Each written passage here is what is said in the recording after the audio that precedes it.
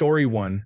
It took a terrible financial crisis and widespread mass violence and riots almost 30 years ago in Indonesia.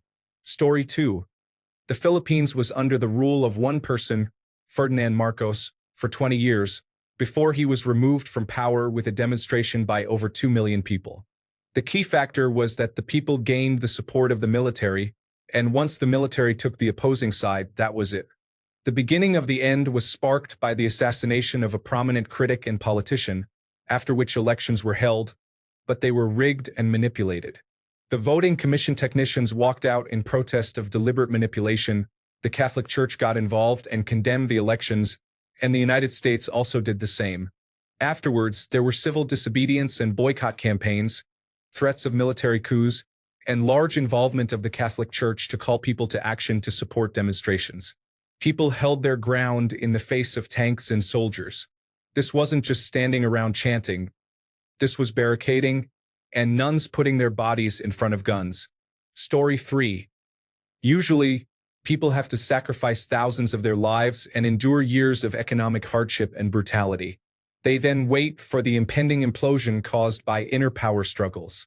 The people have to die some more in protest, march, and burn down the government. The message here is that an ounce of prevention is worth a pound of cure. Story 4. A dictatorship power structure relies on the compliance of the majority. The dominant group will usually maintain division and infighting among the population to prevent a unified reaction. Using fear, greed, propaganda, and other tools, they need to maintain the system long enough to erode any will of resistance and be able to completely crush any attempt to overthrow them. Basically, feed your in-group and keep the rest fighting each other. So what can ordinary people do? Stop the dictatorship when they still have tools to do that, such as laws and balance of power. Past this point, the only ways to end a dictatorship are involvement of a third party like foreign countries, as seen in World War II, a unified majority triggering a revolution, similar to the French Revolution, a coup as observed in various situations in the Middle East. In the case of the French Revolution, it took decades of famine, death, economic turmoil, wars, and suffering to unite the divided population, supported by intellectuals and foreign involvement. Basically, when the situation is so dire that not a single group benefits from the power in place. Story 5. When the East German regime started collapsing, the people stormed the Stasi headquarters to prevent them from burning their files. Millions of people were spied on, and all these recordings were preserved. To this day, people still puzzle shredded documents together to restore files. It is important to preserve these records of injustice for future generations. Story 6. We peacefully protested in Czechoslovakia and it worked. It is known as the Velvet Revolution, one of the proudest moments I have of my country. Story 7. Remember just recently when the South Korean president pulled the martial law card and wanted to become a dictator? Look what happened.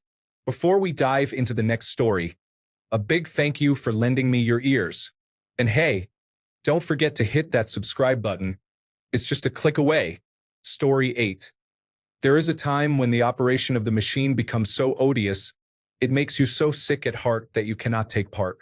You cannot even passively take part. And you have to put your bodies upon the gears and upon the wheels, upon the levers, upon all the apparatus, and you have to make it stop. And you have to indicate to the people who run it, to the people who own it, that unless you are free, the machine will be prevented from working at all. Story 9.1. Do not comply with laws or orders you know are wrong. Call their bluff and force them to use violence on their own people to get their way. One recurring theme you will see in the stories being told here is that they killed a protester and everything exploded. That is the stage we are at right now. Be belligerent and wait for them to cross the line. I know waiting for someone to get martyred is grim, but history is pretty consistent here, and normalcy bias is a powerful influence. Most people are not going to wake up to the reality until they start shooting American citizens. Story 10. In 1961, after 30 years of rule, mostly with United States backing, a group of civilians and military personnel shot Dominican dictator Rafael Trujillo like a dog in Santo Domingo as he drove to his estate to meet one of the many women he forced, bought, or intimidated into sleeping with him. A few weeks later, without any United States or mass civilian or armed forces support, the killers were found, tortured, and killed, minus one who hid in the Italian embassy. The dictator's son emptied the country's coffers and moved to Europe, while the dictator's puppet, Balaguer, remained in power temporarily. In 1963, we held our first truly free elections in the 20th century. A leftist writer and teacher, Juan Bosch, was elected. Fearing another Cuba, John F. Kennedy supported conservative military groups who ousted Bosch in a coup. This led to the 1965 Civil War, which Bosch supporters, both civilian and military, were winning until the United States directly invaded for the second time in the 20th century, the first one in 1916, where they created the modern police and military where Trujillo cut his teeth, putting us on a path of high rates of state corruption until this day. Story 11. Read up on Eastern European history and French history. Romania is a good country to explore. They have faced numerous challenges for a long time, and I don't think it calmed down until 1989. The Middle East is another region worth investigating. Story 12. The people in power like to advocate for gradual democratic change through voting. However, the truth is that large-scale reforms toward democracy and human rights have happened overwhelmingly through civil disobedience, riots, and mass strikes.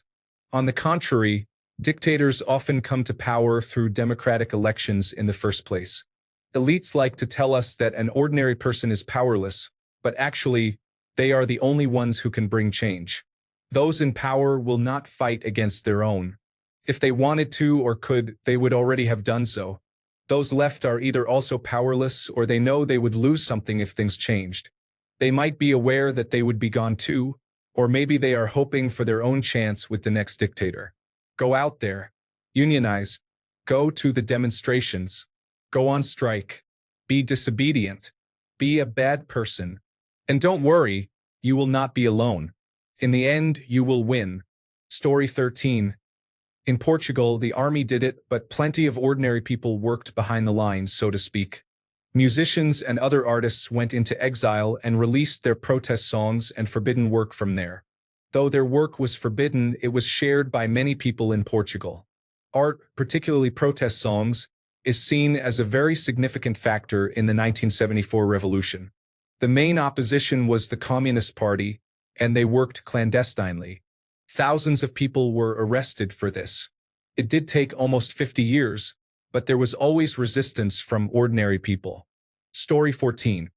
It honestly first requires a severe economic crisis, which includes high unemployment, stagnant production, and the feeling that politicians cannot or will not address it.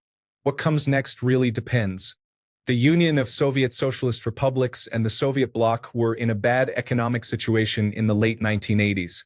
While East Germany had a relatively peaceful fall of its government, Romania became very violent very quickly. Before we dive into the next story, a big thank you for lending me your ears. And hey, don't forget to hit that subscribe button. It's just a click away. Story 15. There is always that thing Americans love so much, which you often see used in schools, but not so much put to use against those seeking to undermine democracy in America. Perhaps it is time we saw it used correctly to save America from falling into dictatorship. Story 16. Not ordinary people, but Spain voluntarily became a democracy in the latter half of the 1970s. The king and prime minister allowed reforms to proceed that removed them as authoritarian leaders.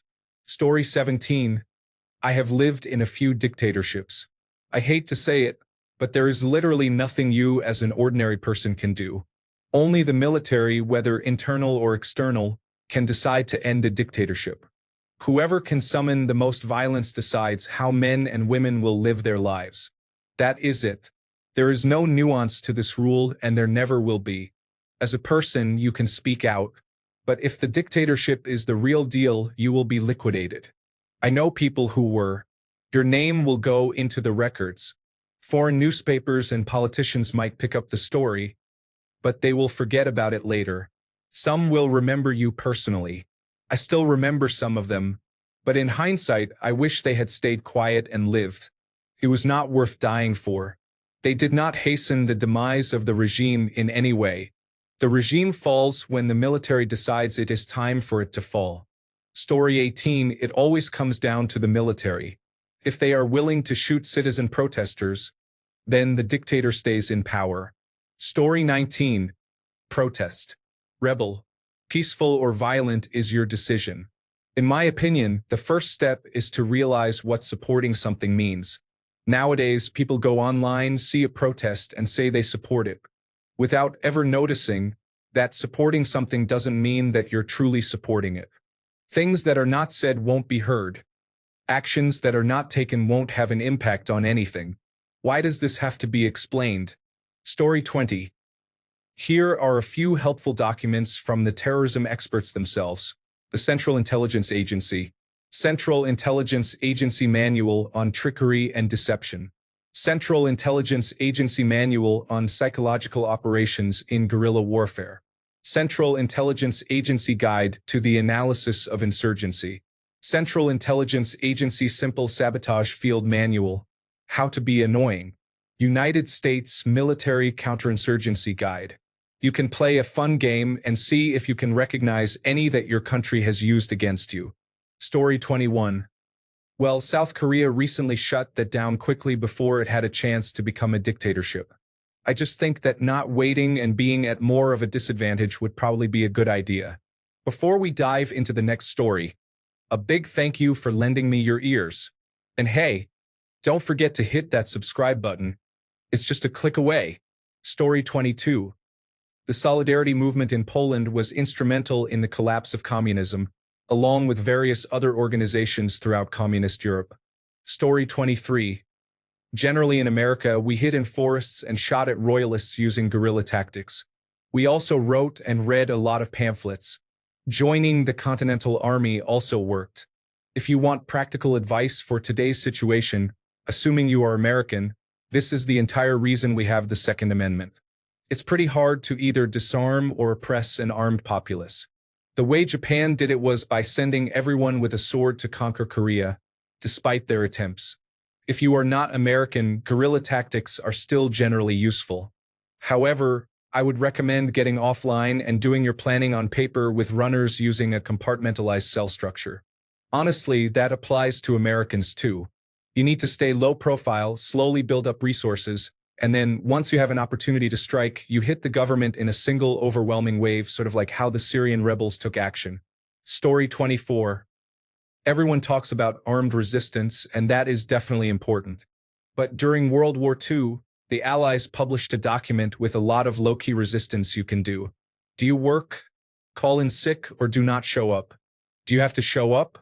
Be as slow and incompetent as possible. Story 25. Not quite the questions asked, but in the United Kingdom, the ordinary people rose up to stop the fascists from taking over in the first place. Story 26. The military allows them or the military disappears. Not a single dictatorship has been overthrown in a positive manner unless the military permitted the people to storm through. Especially with modern weaponry, 3 individuals on a truck can mow down hundreds or thousands of civilians. An army is generally considered defeated once you eliminate about 20 to 40% of the soldiers. This threshold is much lower with militia. Story 27. In Chile, the people voted him out of power. In that plebiscite, 55% of voters rejected the proposal of extending Pinochet's presidency for another 8 years. Consequently, democratic presidential and parliamentary elections were held the following year. Story 28. A lot of people end up disappearing or fleeing for not accepting the regime. There is usually a boom in creativity with songs, movies, and books written as a sort of resistance, but censorship is also ever present. Sadly, for most people, they just keep living their lives and hoping to make it to the next day. If elections are allowed and honest, they hope that the majority eventually picks someone better. Before we dive into the next story, a big thank you for lending me your ears. And hey, don't forget to hit that subscribe button. It's just a click away. Story 29. Mass demonstrations, like in the People Power Revolution in the Philippines. Story 30. Lots of violence. In the United States, I think we could overthrow the current regime by not buying things. Shut down the money flow, and the billionaires will pressure Donald Trump. The United States is a corporate government. February 28th is our day to buy nothing. Let's see if we can do that and if it will have any effect. Story 31. Watch the documentary called Winter on Fire. Citizens had to revolt. They didn't just say, "We're fighting for what we believe in." They literally fought. They were frightened and continued to fight for months. A revolution cannot be peaceful or quick. Peaceful protests are to stroke the ego and say, "Look at me, I'm doing something," while accomplishing nothing. A revolution is not easy. It's not walking down the street with a sign, chanting with a few people. While I applaud the sentiment, your parade is not changing anything. It's obvious what needs to be done to make a government that demands absolute power fearful of its citizens. And it is terrifying. I write this while sitting on my couch, comfy in blankets, in Canada, thinking to myself, if I were American, would I put myself through a true revolt, one similar to what Ukrainians did a decade ago? The answer is probably not. I have a peaceful life that I love. And while I watch what is happening in the United States and the threats that have only just begun, I simply protest by not buying products made in the United States, and I have satisfaction when I see Canadians banding together. It is heartwarming, and that is enough for me. What I am saying is that it's also enough for most of us. We want to protect the little joy we have in our own lives so much that we will do the bare minimum.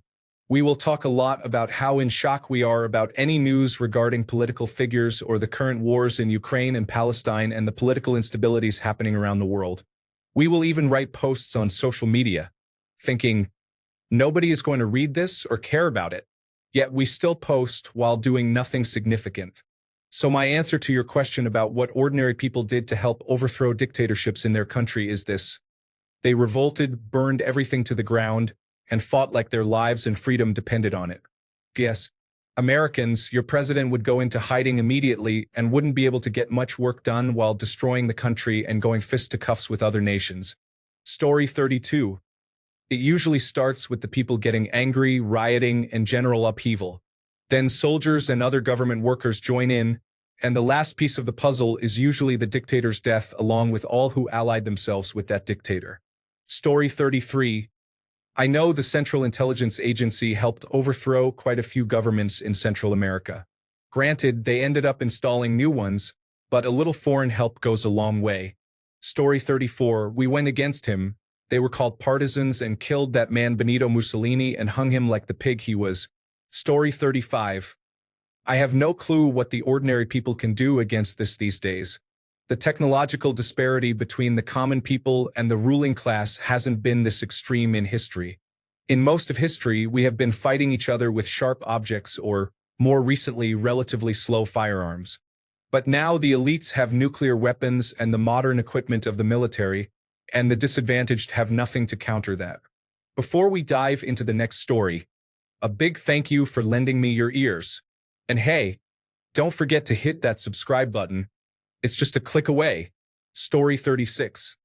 If this is an allusion to the current situation in the United States, I am not sure examples from other countries are going to be very instructive. Other countries that became democracies in the post-war period did so because they perceived that the United States was a social, cultural, economic, and moral exemplar. There is no equivalent now, and so if the United States follows its trajectory and abandons democracy, then it is quite likely that the world is heading for a frightening dark age. Story 37. Whatever they did, the problem is they did not have big technology, Russian automated accounts, and cable news willfully brainwashing people into believing science, journalists, and democratic institutions were against them or lying to them. Story 38. There is an actual how-to guide called Dictatorship to Democracy by Gene Sharp, and you can download it for free. Story 39. In 2024, the people of Bangladesh, led predominantly by students, orchestrated a significant movement that resulted in the ousting of Prime Minister Sheikh Hasina. The catalyst for this uprising was the government's reinstatement of a controversial quota system, which reserved 30% of civil service positions for relatives of veterans from the 1971 Liberation War. This policy was perceived as discriminatory, limiting opportunities for many qualified candidates and favoring supporters of the ruling Awami League Party. The protests commenced peacefully in July 2024 at Dhaka University but escalated following the tragic death of student leader Abu Sayed, who was fatally shot by police during a demonstration. This incident intensified public outrage, leading to widespread protests across the nation. The government's response, which included curfews, internet shutdowns, and shoot-on-sight orders further galvanized public dissent. Despite these measures, the movement gained momentum, with students employing both online and offline strategies to mobilize support and document the protests. A pivotal moment occurred when the military refused to support the government's crackdown, leading to a shift in power dynamics. Facing mounting pressure, Prime Minister Hasina fled to India in August 2024. In the aftermath, Nobel laureate Muhammad Yunus was appointed to lead an interim government, focusing on stabilizing the economy, addressing corruption, and implementing critical reforms. This movement, often referred to as a Gen Z revolution, showcased the power of collective action and the pivotal role of youth in advocating for democratic reforms and social justice in Bangladesh. Story 40. Most dictators disarm the population early on, which makes rebellion impossible without foreign assistance. Story 41. In the Philippines, we had what we call the EDSA revolution or people power when everyone took to the streets to peacefully overthrow the Marcos dictatorship. That was back in 1986. Ironically, the Marcos family is back in power now. It has been 20 years since I lived there, so I can't say if it is a good or bad thing. Story 42. The tree of liberty must be refreshed from time to time with the blood of patriots and tyrants. Thomas Jefferson. Before we dive into the next story, a big thank you for lending me your ears. And hey, don't forget to hit that subscribe button. It's just a click away. Story 43. Active nonviolence can work. Martin Luther King Jr. talks about it a lot in his sermons. Read his book, Strength to Love. It explains his philosophy about it in depth. Story 44. A good start would be stopping unironically calling themselves the land of the free and the home of the brave, and start admitting to the many problems in their society. It also does not help if they are spending a lot of energy arrogantly insulting the majority of their voting population as the main way to engage with politics. As a more genuine answer, dictatorships have been common throughout history, and they were not considered a bad thing. There have been a few systems. The ancient Greeks selected someone at random from a pool of people with sufficient education to run their city-states for a while, so there was no campaigning for the position. The Romans used the Senate, which in theory consisted of people being voted in as representatives of their areas, but it was open to corruption, and at the time it was considered questionable how power should be divided between them and the emperor, if at all. Much of Europe had a monarchy for a significant part of their history, and generally, if the people were not happy with the rule of that monarch, then they would rebel. This was not supposed to be a dictatorship with the modern connotations. However, they believed in the divine right of kings, which was basically a pact with God that they had a right to govern the land, but also had to do so in a righteous and Christian way. Therefore, they would typically try to do the best they could for their nation. They would also normally be trained for the position from an early age, so there was an element of education involved rather than doing a reality television show to gain popularity and then doing whatever they wanted. There were always controls and consequences for overstepping. Read up on the Magna Carta if you are interested in one such example. Story 45. It takes a lot of pain, suffering, and sacrifice. It is much easier to stop it from gaining power, but that opportunity has passed. Story 46. If America turned on its own economy for the sake of bankrupting the wealthy, pressure could be applied. People will not harm themselves or their prospects until they are certain there is no other choice, I fear. Story 47. Technically, the most straightforward and simple solution to dictators who are above the law after seizing power is to just permanently remove the oppressors by putting them in a coffin. People, however, have a tendency to either tolerate the oppressors until things have gotten so bad that they cannot live or are near collapse, in which case that's when they rebel. They act as if taking the moral high ground and being peaceful is the solution when the law is no longer on their side. It's not that dictatorships aren't overthrown peacefully, but that takes decades. Story 48. One man burned himself in front of Parliament, sending the whole Arab world into a war against their dictators. Story 49. Like everyone says, they need the support of the military. A case in point is China and the uprising in Tiananmen Square. That man with his grocery bags standing in front of the tank demonstrated his resistance, but it also showed that the military was still on the side of the rulers. Before we dive into the next story, a big thank you for lending me your ears. And hey, don't forget to hit that subscribe button. It's just a click away. Story 50, Committees of Correspondence. I recommend you start setting these up again as soon as possible if you live in the United States. Story 51, Protest with your feet and your wallet. Let us not have to explain to future generations why we sat by and watched. Story 52, Ordinary people have always been found at the forefront, shedding their blood, jeopardizing their lives, and leaving no stone unturned to taste the flavor of freedom. Story 53, the Central Intelligence Agency wrote a manual called the Simple Sabotage Field Manual about ways to legally and discreetly impede productivity in a country. When productivity grinds to a halt, the dictatorship has fewer tools to oppress the people, and the likelihood of protests increases. Story 54, not what they usually do. Any kind of peaceful protests only make dictators angrier. A non-peaceful way, such as a revolution, has a chance to bring an even more cruel dictator. To overthrow him, you must understand what is in the mind of this dictator, and then you can find an appropriate weapon against him. Story 55. Follow the Central Intelligence Agency Simple Sabotage Field Manual. Story 56. You can look at South Korea for a recent example of overthrowing an attempt at dictatorship in December 2024. President Yoon Suk-yeol declared martial law based on a conspiracy that his opponents were working with North Korea and threatening democracy. He deployed military troops as well. The population was not having it. They marched down to the National Assembly. Lawmakers had to fight off the police and military to get there safely, with the help of the civilians. They voted unanimously to declare the martial law as invalid, and it was lifted a few hours later.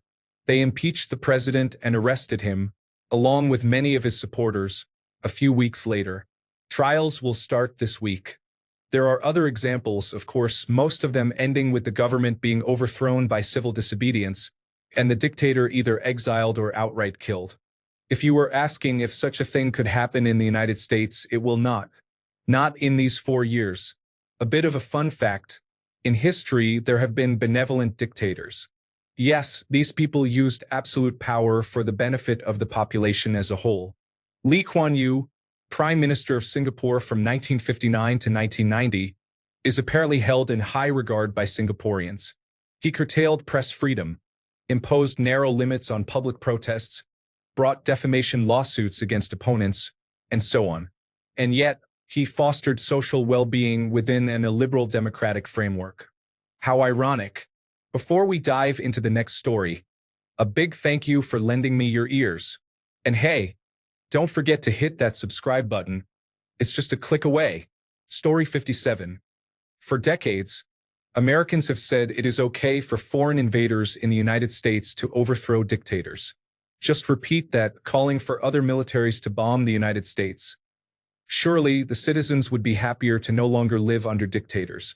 Story 58. Depends on the country. The 13 colonies once defied authority and said they would not pay taxes.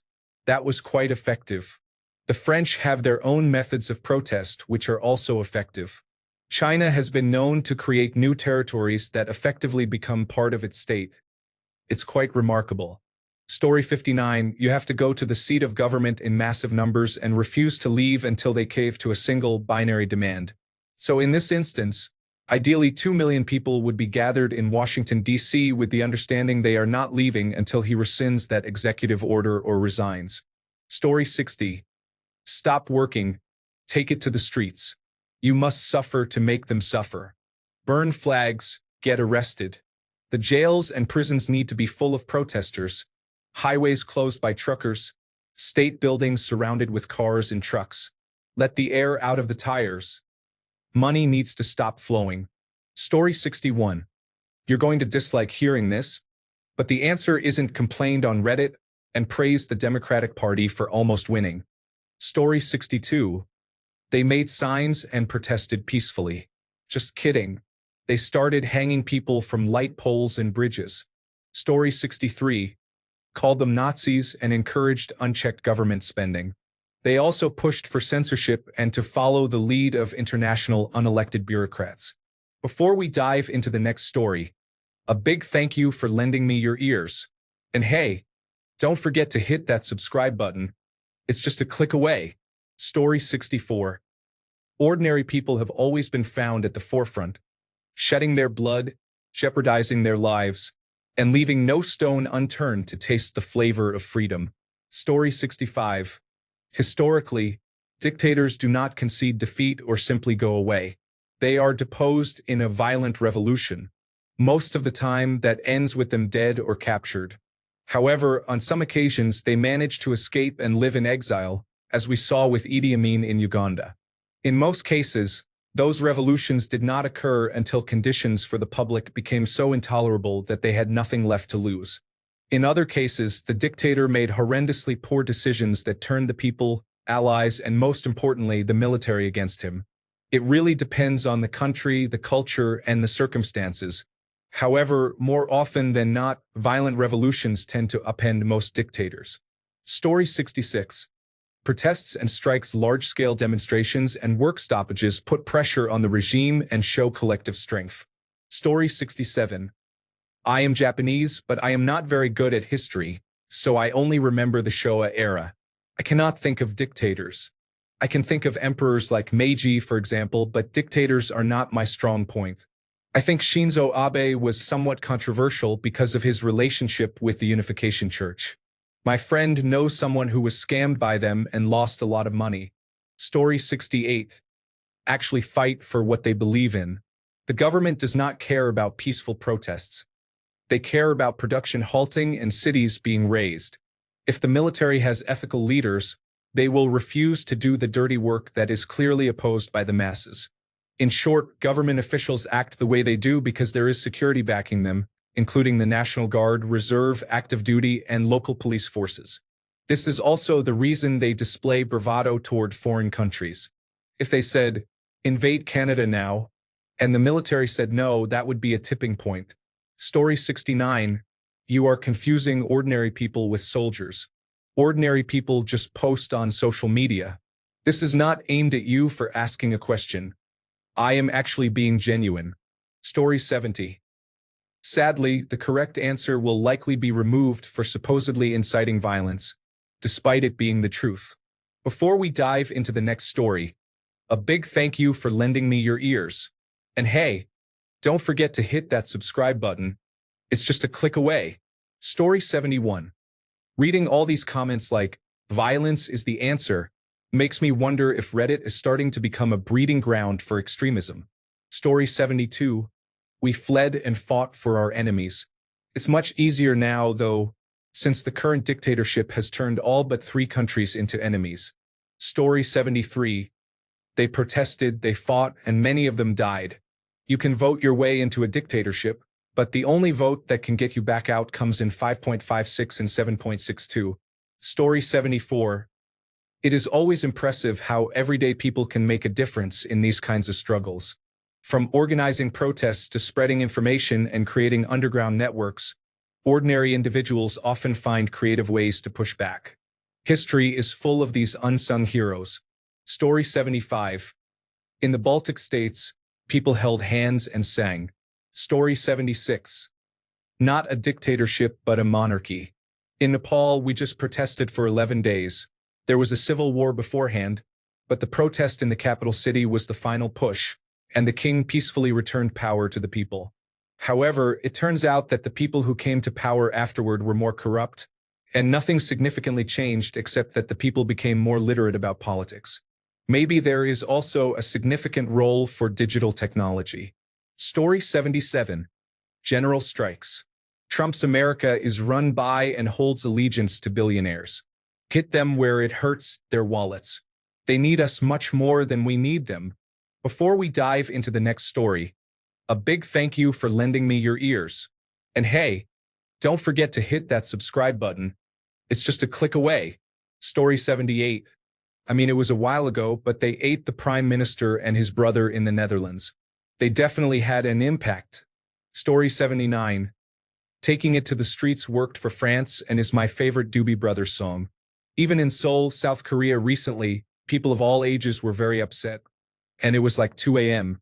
They literally created a human blockade to allow members of parliament in, stopping the sneakiness of declaring martial law out of nowhere. In my opinion, There is no greater freedom than to express go find yourself, with your communities with the sun on your face. Story 80. Two wars and millions of deaths occurred in Vietnam from 1945 to 1975.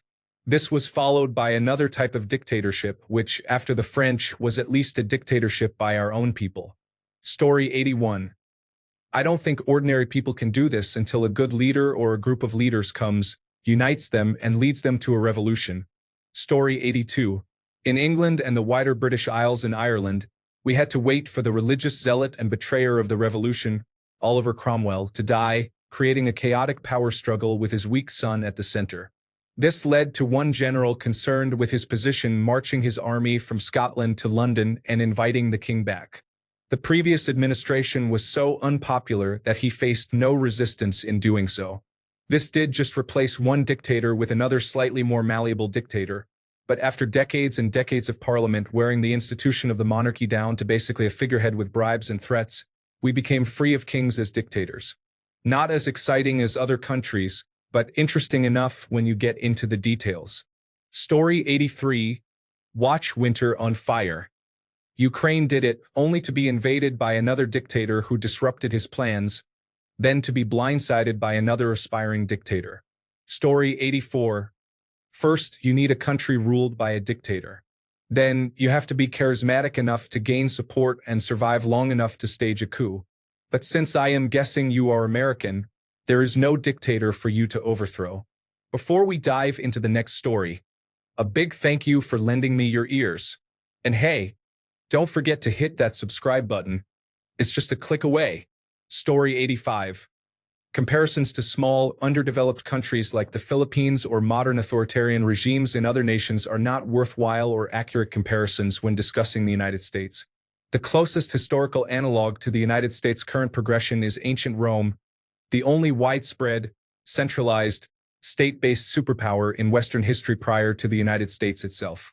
If you look at Roman history, you will find that you do not overthrow authoritarian regimes in a superpower. Rather, you allow them to progress naturally into the stable imperial systems they are aiming to become and enjoy over 100 years of peace and prosperity before they naturally decline into passivity and decadence. Alternatively, the current United States may actually represent a late empire analog, rather than a republic one, in which case there will not be a dictatorship, and the country will simply collapse. Either way, there is nothing an individual can do about it. Story 86. They give their blood in the street. Countless deaths, wounds, sacrifices only to see the rise of another dictator. Story 87. The only way it is going to happen in America is if the supporters of Trump turn on him, because the critics of Trump do not have a backbone. Story 88. Because the situation to become so bad that the elites turn against the dictator. People do not overthrow a dictator. The elites do. Story 89. They probably started by sharing a funny image about the dictator on social media. Humor is a powerful tool for change. Story 90. That only happened in small countries in the past. Modern dictatorships have learned how to do it and how to concentrate all power and money. They are basically undefeatable. Thanks a bunch for sticking around till the end of the video. Remember to subscribe, and until next time, stay awesome and goodbye.